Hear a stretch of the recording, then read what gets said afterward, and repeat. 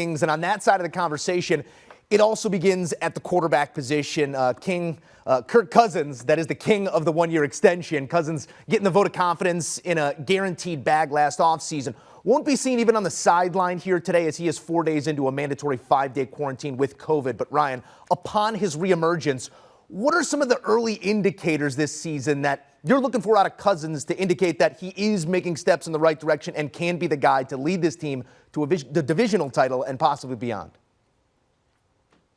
Yeah, Joe, I might be the wrong person to ask. I'm not a huge Kirk Cousins fan. That said, look, he's a lot like Jimmy Garoppolo. He finds ways to win football games. Jimmy Garoppolo, the difference is he'll get you to a Super Bowl, and Garoppolo had a chance to do that last year, if not for that dropped interception from Jaquiski Tartt. Kirk Cousins doesn't quite get you that far. He will get you to the playoffs, and then he'll have his struggles there. But there are not a lot of quarterbacks that are as consistent as he is. Just look at the completion percentage numbers. I believe he's second in career completion percentages over quarterbacks who played the last 20 years. That gets your attention because it doesn't strike you when you watch him play. That said, he's going to be the new offense with Kevin O'Connell, the first-year head coach who comes over from Los Angeles and the Rams there. They ran a lot of 21 and 12 personnel in previous years. This is going to be a lot of 11 personnel situation, one running back, one tight end, which is also a carryover from what we saw in Los Angeles. And he has that running back in Dalvin Cook, and he has more than enough in terms of the pass receivers. And the one tight end is Irv Smith, who probably won't play because of a thumb injury, but he is also dynamic. So there are a lot of reasons for optimism on this team. You could also argue Devontae Smith's now in another division, and Aaron Rodgers, it's hard to tell how serious he is about continuing his career after this season. Maybe he's thinking about something else, and maybe that's an opening for this Vikings team to make their move. But it's going to have to come down to Kirk Cousins playing more consistently as we get into December and January. Yeah, you allude to it there. The Vikes, much like the Raiders, enter the year with a new head coach and immediate expectation to win. Kevin O'Connell brings that Rams offensive playbook with him. Another young face here at 37. Ryan, as you said, in that division right now at these crossroads with this roster, how much of a leash do you expect the new guy to get from his fan base? No, I think that the fans were looking for something different. Mike Zimmer made it clear that he wasn't a huge Kirk Cousins fan on his way out the door. And he was an ordinary sort. I think he probably would agree with that. O'Connor feels something less than that. You mentioned he's 37. He's sort of a young upstart of these new wave of young coaches who are really good at drawing up the X's and O's. But that has to translate. And I mentioned sort of the chance in this division to make a move with the Packers. Perhaps not quite the Packers teams we're used to seeing. Your Bears team, they're still trying to find their way. And the upstart Lions I like a lot, but I don't know how close they are to being a legitimate playoff team. So this might be the best opportunity for this team with a new coach and a new general manager.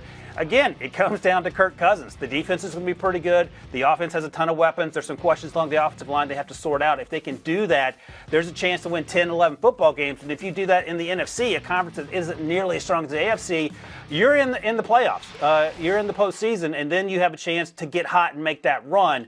So I think this will be a lot like the Kevin Stefanski situation we saw a few years ago in Cleveland, where he comes in, and the expectations and the honeymoon will be one that lasts a lot longer than you might expect.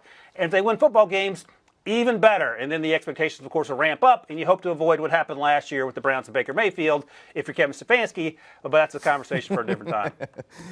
It is, and the conversation will be surrounded that Week 1 kick in the division with the Packers, followed up by another NFC hopeful there in Philadelphia. So we will figure out who the Vikings are early and often. Before we let you go here, Ryan, how about a bite of the forbidden fruit? Preseason wagers. Tread carefully as always, but trends are emerging. Raiders laying 4.5 here. Totals 37 and overs are 14-2 thus far this preseason. Vegas missing by an average of like 8.5 points. What do you like in this spot, Ryan?